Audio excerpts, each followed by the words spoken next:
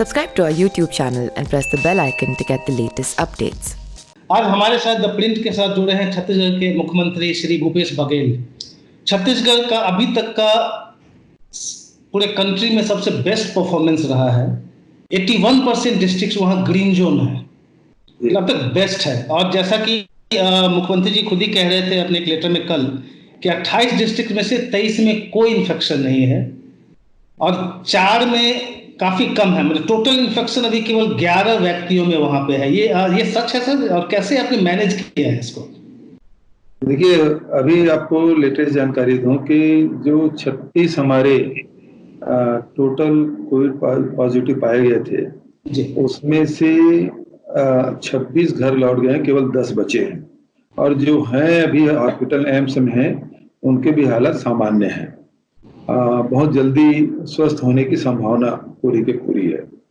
दूसरी बात यह है कि हमारे जिले में 23 ग्रीन डिस्ट्रिक्ट रहे हैं और 4 है वो ऑरेंज और 1 है वो रेड। तो जिसमें 4 जो जिले जहां पहले पाए गए थे उसमें अभी कोई नया केस मिला नहीं है। वो पिछले 3 सप्ताह से ऊपर हो गया है, जिसमें 1 केस भी नहीं मिला है।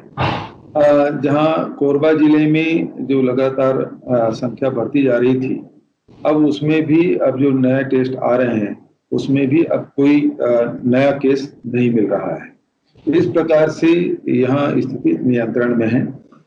दूसरी बात जो आपने पूछा कि इतने कम केसेस कैसे हुए, तो सबसे पहले हम लोगों ने ये 19 तारीख को ही 19 मार्च को पूरे प्रदेश में हमने 144 धारा लागू कर दिया था और साथ ही अपने राज्य की सीमाओं को सील कर दिया था, जिसके कारण से आवागमन अवरुद्ध हुआ।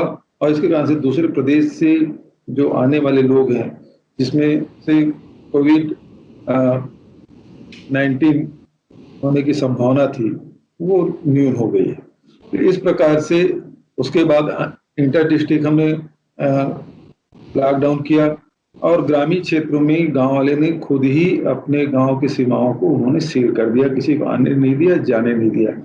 और जो गांव के लोग बाहर गए थे वो जब वापस आए तो उनको गांव के बाहर में ही उनके रहने खाने पीने की व्यवस्था कर दी गई, लेकिन उसको गांव के अंदर घुसने नहीं दिया गया।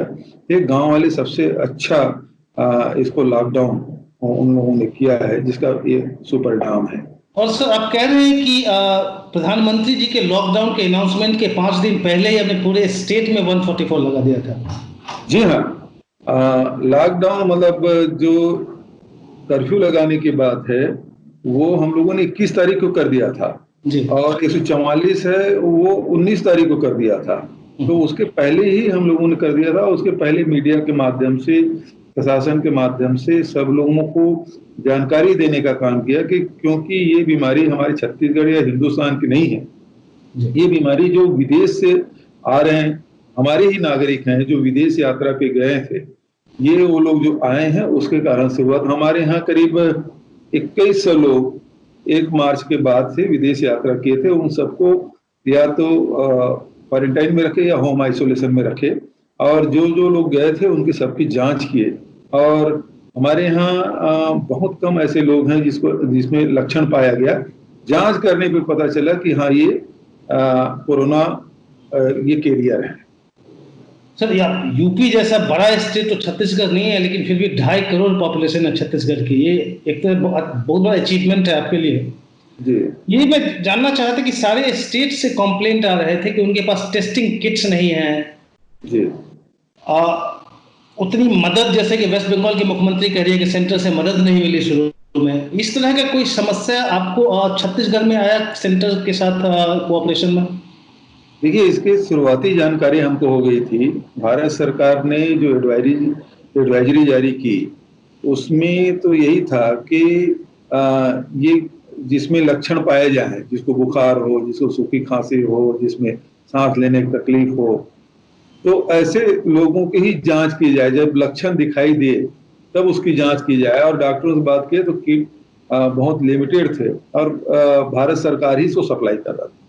तो ऐसे में हम लोगों ने कहा कि जो बचाव के जो नियम है उसका पालन किया जाए।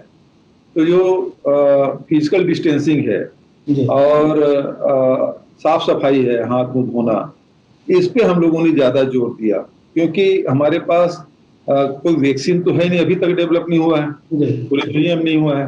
हम्म, तो बचाव के जो उपाय है उस पे हम लोगों ने ज्यादा जोर दिया, और यही कारण है कि 2,80,00,000 लोग हमारे प्रदेश में निवास करते हैं, उनके हम बचाव कर पाए। गांव के लोगों को ये तुरंत समझ आ गया कि हमको तो शहर जांच कराना है तो शहर जाना पड़ेगा, यहाँ गांव में तो कोई स्वास्थ्य सुविधाएं मिलेगी नहीं, और इस कारण से गांव के लोगों ने इसको ज्यादा अच्छे से लिया और पालन भी किया।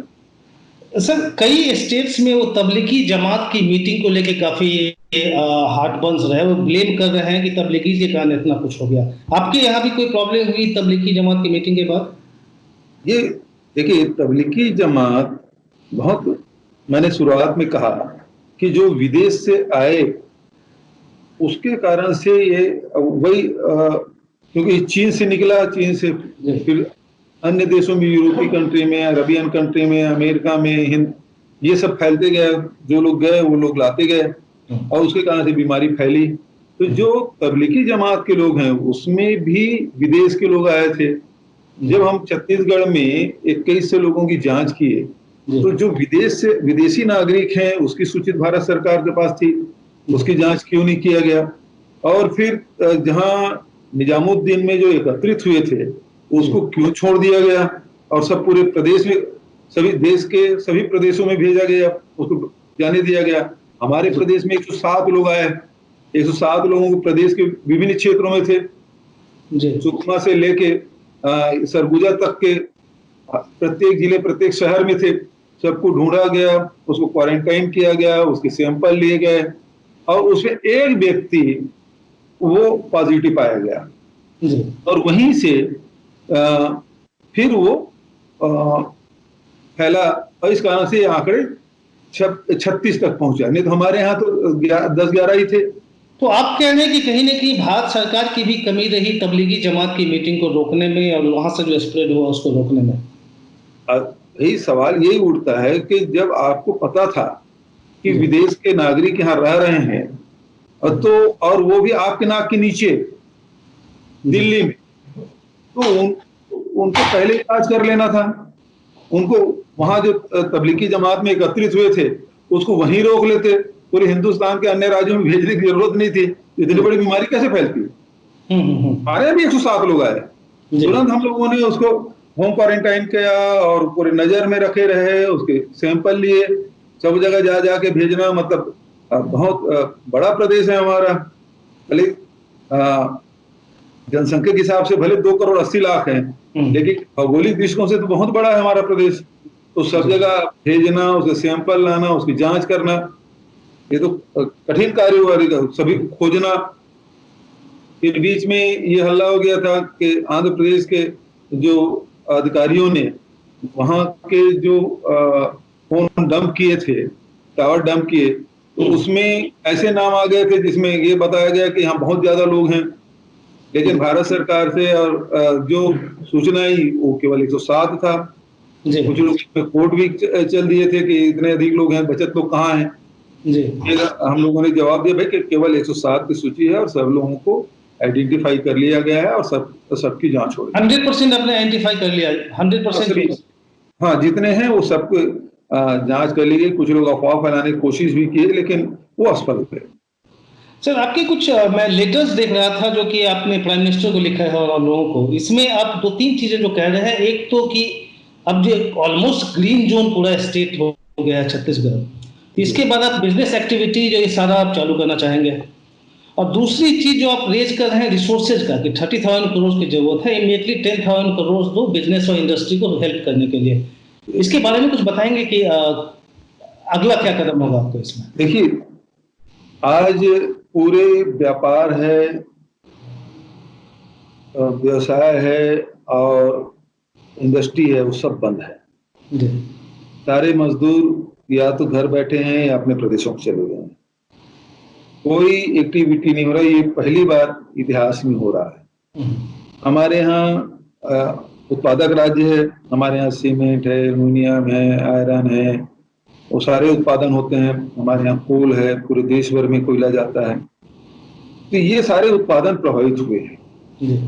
और इसको बहुत सारी यूनिट बिल्कुल बंद हैं। तो बंद होने से अब उसको फिर से शुरू करना जी। एक कठिन काम है। बिना आर्थिक सहयोग के कैसे संभव होगा? इसलिए हमने भारत सरकार से यह अनुरोध किया है, क्योंकि सारे टैक्सेस तो आप वसूल करते हैं और आप ही के पास सारी व्यवस्थाएं हैं, तो हम आपसे नहीं मांगेंगे और किससे मांगेंगे? तो फाइनेंशियली अभी छत्तीसगढ़ की कैसी स्थिति है? फाइनेंशियली अभी देखिए, जिस दिन से घटना घटी, आपको याद होगा 21 तारीख से हमने बंद किया, रजिस्ट्री वगैरह सब बंद कर दिया। तो ये मार्च के आखिरी महीने में सबसे ज्यादा टैक्स जमा होते हैं, सबसे ज्यादा रजिस्ट्रियां होती है, सबसे ज्यादा फीस जमा होता है। तो वो अवसर तो हम चूक गए।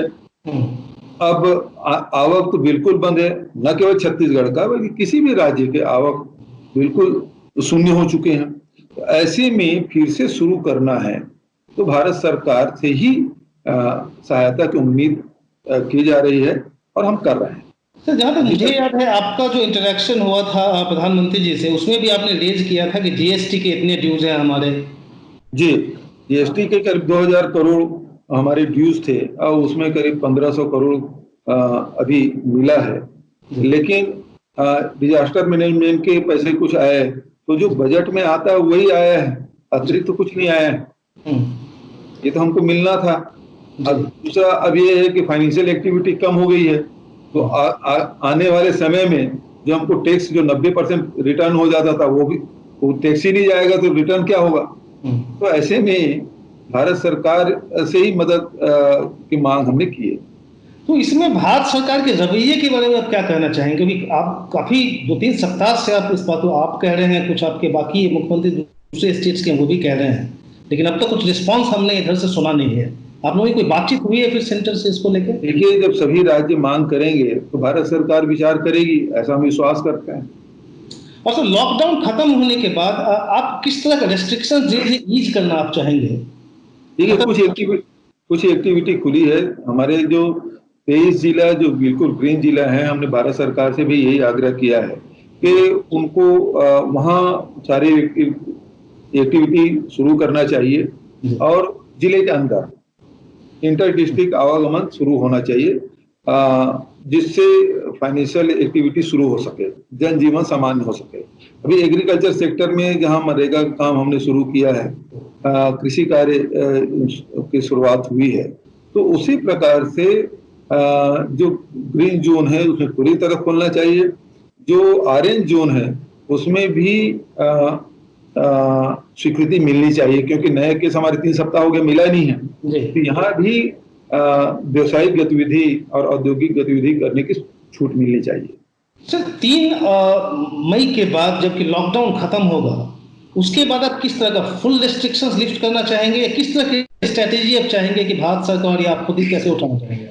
देखिए, 3 मई के लॉकडाउन खुलने के बाद भी हमारे प्रदेश में यदि एक भी केस नहीं आता, उसके बाद भी हम राज्य की सीमा को सील करके रखेंगे। अच्छा। क्योंकि देश में यदि एक भी कोरोना पॉजिटिव है तो उसके बढ़ने की संभावना बनी रहेगी। इसलिए हम प्रदेश से बाहर के आवागमन को बिल्कुल पूर्णतः बंद करके रखेंगे। भारत सरकार खोल भी देता होगी। कितने दिनों तक सर? जब तक कि भारत में एक भी कोरोना पॉजिटिव या वैक्सीन न मिल जाए। यदि वैक्सीन मिल जाता है, इलाज हो जाता है, तो फिर तो कोई बात ही नहीं है। तो सर, जैसे मलेरिया का इलाज हो रहा है, डेंगू का इलाज हो रहा है और इन्फ्लुएंजा का इलाज हो रहा है, उसकी दवाइयां हैं। उसी प्रकार से यदि कोरोना का भी यदि वैक्सीन मिल जाता है तो इसको फिर खोला जा सकता है। सर, आप चाहेंगे कि लॉकडाउन को एक्सटेंड किया जाए या 3 को खोल दिया जाए? बाकी देखिए, उसको तो आप राज्यों पर भी काफी कुछ छोड़ा जाना चाहिए। राज्यों को उनके जो परिस्थिति है कि कौन सा जिला है, कौन सा क्षेत्र है, कौन सा सेक्टर है, इसको खोलने के लिए राज्य सरकारों को ये अधिकार मिलना चाहिए। यही सर, लेकिन जब केरला ने ये किया, केरला ने कुछ रेस्ट्रिक्शंस ज्यादा ईज़ कर दिए, तो फिर सेंटर से लेटर गया आप ऐसा नहीं कर सकते। आपको लगता है भारत सरकार तो ज्यादा सख्ती से, वो फेडरल स्पिरिट की जो बात होती है, स्टेट के साथ मिल के काम करने की, वो आपको ये दिख रहा है फेडरल स्पिरिट भारत सरकार के रवैये में? जैसे केरल सरकार पे रोक लगाया है तो उसी पर यूपी सरकार है, वहां पे आपने रोक नहीं लगाया। आप जाके बस से दूसरे राज्य से अपने लोगों को ले आए, लेकिन भारत सरकार उस समय चुप है, मौन है। आप भी 1000 स्टूडेंट्स आपके भी कोटा में फंसे हुए हैं। अभी अभी केंद्रीय गृह मंत्री अमित शाह जी से मैंने बात की कि मेरे यहाँ मेरे प्रदेश के मजदूर भी बाहर हैं, हमारे छात्र छात्राएं भी बाहर हैं, हमें लाने की अनुमति मिलनी चाहिए। क्या कह रहे हैं इसमें होम मिनिस्टर? उसमें उन्होंने कहा कि होम सेक्रेटरी आपके चीफ सेक्रेटरी से बात करेंगे। और ये सर एक कई राज्यों से सुनने में आ रहा है, आपके वेस्ट बंगाल काउंटर पार्ट है ममता बनर्जी, वो कह रही हैं कि पॉलिटिकल वेंडेटा चल रहा है, पॉलिटिक्स चल रहा है, सेंट्रल टीम को स्टेट्स में भेजने की क्या जरूरत है? आपको लग रहा है कुछ राजनीति चल रही है कोविड मैनेजमेंट में? नहीं, यदि सेंट्रल को यदि अपने सो मोटो होके किसी राज्य में जाना है तो राज्य सरकार को विश्वास में ले लेना चाहिए जी। उसमें विश्वास में लेने में क्या दिक्कत है? किसी को एक टेलीफोन ही करना है, एक पत्र भेजना है। आज कोई पत्र कोई 8 दिन में तो नहीं जाता, वो तो तुरंत पहुंच जाता है, तुरंत बात हो रही है। तो तत्काल विश्वास में लेके अध्ययन करने यदि केंद्रीय टीम आती है तो किसी कोई विरोध थोड़ी करेगा। लेकिन आप यदि विश्वास में नहीं लेंगे तो ये तो गलत बात, फेडरल स्ट्रक्चर के खिलाफ है। सर पिछले 4-5 सप्ताह से माइग्रेंट का क्राइसिस जो है सो खत्म नहीं हो रहा है, अभी भी आवाजें उठ रही है चारों तरफ से। आप कैसे इसका सोल्यूशन चाहेंगे? क्या हो सकता है उनके लिए माइग्रेंट लेबर का? जी, जो दूसरे स्टेट में फंसे हुए हैं। इसीलिए तो मैं कह रहा हूँ कि हमारे राज्य के जो मजदूर बाहर में फंसे हुए हैं उनको भी लाने की हमको अनुमति दी जाए, हम उसे भी लाएंगे। पढ़ रहे थे कि 12 साल की बच्ची मतलब पैदल तेलंगाना में चलते चलते छत्तीसगढ़ आई और फिर देहांत हो गया। फिर बहुत दुखद है, बहुत तकलीफ हुई, बहुत पीड़ा हुई कि हमारी बच्ची जो 100 किलोमीटर पैदल चल के आई और घर पहुंचने से पहले उनकी मौत हो गई। वो क्षेत्र आप जानते हैं कि बहुत ही संवेदनशील है, नक्सली इफेक्टेड है, जंगल भी खूब है। और हम तो अपने यहाँ के सारे जो दूसरे प्रदेश के लोग हैं उसके बहुत बड़े इंतजाम कर रहे हैं, किए हुए हैं। उनके भोजन, रहने, खाने पीने और मनोरंजन तक की व्यवस्था हम लोगों ने किया है। अच्छा, हम उम्मीद करते थे कि दूसरे राज्य इस प्रकार से करे, लेकिन अब 12 साल की बच्ची कैसे आ गई निकल के वहां से, अब वो एक जांच का विषय हो सकता है। लेकिन ये बहुत दुखद है कि 12 साल की बच्ची वहां से निकल के आई और उसकी मौत हो गई। सर ओवरऑल एक रवैया जो शुरू से रहा है कोविड को लेके सेंटर का और स्टेट का, मैं बोल रहा इसमें आप संतुष्ट हैं जिस तरह से सेंटर ने इसको हैंडल किया है? देखिए, शुरुआत में जो किया वो तो बिल्कुल ही अनएक्सपेक्टेड था कि रात को 8 बजे कह रहे हैं कि 12 बजे लॉकडाउन। जी, ये यदि इसको आप मजदूरों को आने जाने की व्यवस्था या उनके जिस व्यवसायिक केंद्र में वो जो मजदूर काम कर रहे हैं या फिर जिस औद्योगिक इकाई में वो काम कर रहे हैं, यदि उनको रहने खाने पीने की व्यवस्था की बात कह देते और उसके आने जाने के 4 दिन पहले ही, जो 24 तारीख का आपने किया उसको 20 तारीख को कह दे भाई 24 तारीख का लॉकडाउन होगा, तब तक के आप अपने अपने घरों में पहुंच जाए और जो लोग जा रहे हैं राज्य सरकारों से कहते हैं उसको क्वारंटाइन में रखिए जी, ताकि वो यदि कैरियर है तो बीमारी ना फैले। इतना निर्देश 4 दिन पहले कर देते तो सब ट्रेन से, प्लेन से, सड़क मार्ग से अपने अपने घरों में पहुंच जाते। संकट के समय में हर आदमी चाहेगा कि मैं अपने परिवार के साथ रहूं जी। आज जो लाखों लोग फंसे हैं उसके मानसिक तनाव की कल्पना नहीं की जा सकती। जो उस दौर से गुजर रहे हैं वही समझ सकता है। सेंटर से जो आया कि बर्तन बजाइए, बत्ती बुझाइए, इस तरह के स्टेप्स का ग्राउंड पे कोई असर पड़ा सर? देखिए, इसमें आप ताली बजाइए और थाली बजा के लोग फिर जुलूस निकाले, पटाखा फोड़े, तो इससे तो सोशल डिस्टेंसिंग की जो बात आप कर रहे थे वो तो खत्म हो गया जी। तो ऐसे समझ आया कि भाई सरकार ने कहा कि थाली बजाने के लिए, अब थाली बजा दिए, अब कोरोना भाग गया तो उन दिमाग में दिया। उसके बाद फिर घरों से निकले और सब पटाखा फोड़ने लगे, बाजा गाजा बजाने लगे, नाचने लगे। ये ठीक है, मनोबल बढ़ाने के लिए ऐसा कर सकते हैं, लेकिन इससे कोई कोरोना भागने वाला नहीं है। सर, कल प्रधानमंत्री जी को आपने एक लेटर लिखा है जिसमें कह रहे हैं कि CSR का जो फंड आता है आपके स्टेट से, आप ही के स्टेट को मिलना चाहिए। इसके बारे में कुछ बताएंगे, क्या है? भाई, CSR फंड जो है वो उस क्षेत्र में जहां औद्योगिक क्षेत्र इकाई लगी हुई है, उससे उस क्षेत्र के सामाजिक दायित्व का निर्वहन करने के लिए, उसके विकास के लिए है। अब उस सारे CSR के फंड, हमारे यहाँ सारे प्लांट लगे हुए हैं, वो एक पैसा हमको नहीं दे रहे हैं, और सारा पैसा है वो प्रधानमंत्री कोष में चला गया जी। तो उसके दायित्व तो यहाँ का भी है जी। जो यूनिट लगा हुआ है, मान लो NMDC है, 100 करोड़ रुपए दे रहे हैं, या फिर बाल्को है, यहाँ के एल्युमिनियम है, यहाँ के लोग प्रदूषण को झेल रहे हैं, यहाँ भी बीमारी है। कोरबा में है, कोरबा में जिस जिले में जो रेड जोन में आता है वहीं बाल्को है। अनिल अग्रवाल जी ने 100 करोड़ रुपए दिया भारत सरकार को, बहुत अच्छी बात है, लेकिन उसकी जिम्मेदारी क्या छत्तीसगढ़ या कोरबा जिले के लिए नहीं है? और उसको वो पूछते हैं तो भाई हमको तो भारत सरकार ने मना किया है। अच्छा, आपकी बात हुई थी उनसे? मैं उनसे बात तो नहीं किया था, लेकिन मेरे अधिकारी संपर्क किए थे। NMDC से बात की, मंत्री जी से बात मैंने कहा, NMDC में तो जो मंत्री हैं जी, उनसे मेरी बात हुई थी कि भाई जब NMDC यहाँ से सबसे ज्यादा पैसा कमाता है, भारत सरकार को दिया, हमको भी दे जी, राज्य सरकार को। तो इतना माइंड रिच स्टेट है छत्तीसगढ़, फिर भी आपको लगता है कॉर्पोरेट सेक्टर डायरेक्ट नहीं आ रही है आपको मदद करने के लिए, क्योंकि भारत सरकार मना कर रही है, क्या ये कह रहे हैं आप? अब वो लिखित में तो कोई बात कहेंगे नहीं साहब जी, लेकिन बातचीत में स्वीकार कर ही रहे हैं। यदि उसके व्यवहार देखिए, यदि होता तो दे नहीं देते हमको जी सर। राज्य के साथ मिलकर काम करना है जी, देते नहीं। भिलाई स्टील प्लांट है, बाल्को है, और दूसरे NMDC है, ACCL थोड़ा बहुत दिया हम लोगों को। तो क्या कोलफील्ड है। भारत सरकार की तरफ से इनको फोन जाता है, मैसेज जाता है कि आप स्टेट को नहीं, आप हमें भेजो PM रिलीफ? ये मैं नहीं कह सकता क्योंकि मेरे पास कोई प्रमाण नहीं है, मैं आरोप भी नहीं लगा सकता, लेकिन उनके व्यवहार से तो ये स्पष्ट हो गया कि हमें मदद नहीं कर रहे हैं। जिस राज्य में खदान है वहां मदद नहीं कर रहे हैं, इसका मतलब तो यही होता है। सर, मुझे पता है आप काफी बिजी हैं, बस एक लास्ट क्वेश्चन में पूछ के आपको मैं छोड़ दूंगा। ये आज काफी छत्तीसगढ़ कांग्रेस की तरफ से आपके न्यूज एंकर हैं, उसके खिलाफ काफी केसेज हुए हैं, सुना मैंने, वो अर्नब गोस्वामी के खिलाफ, ये क्या हो रहा है? देखिए, किसी भी एंकर को तटस्थ होना चाहिए। जी, जिस प्रकार से बदतमीजी पूर्वक टेबल ठोक ठोक के वो बात कर रहे हैं, ये कोई एंकर तो नहीं हो सकता। एंकर का काम नहीं है। आप भी मुझसे सवाल पूछ रहे हैं, इस प्रकार से तो नहीं कर रहे हैं आप जी।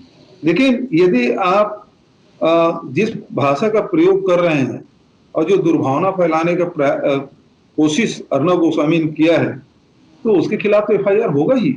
क्या है, किस बात से ऑब्जेक्शन है, उन्होंने क्या किया है? अब वो तो आप देख लीजिए साहब, आप एंकर है, ज्यादा अच्छा, मेरे ज्यादा अच्छा आप उसमें एनालिसिस कर सकते हैं क्या आपत्तिजनक है, क्योंकि एंकर का क्या धर्म है ये, क्योंकि वो भी एंकर है और आप भी हैं, तो आप ज्यादा अच्छा निर्णय कर पाएंगे। तो इसमें क्या सरकार की तरफ से कोई एक्शन होगा उस FIR पे, या फिर पार्टी की तरफ से किया जा रहा है? और FIR का होगी, सरकार के FIR होता है तो उसमें कार्रवाई करेंगे।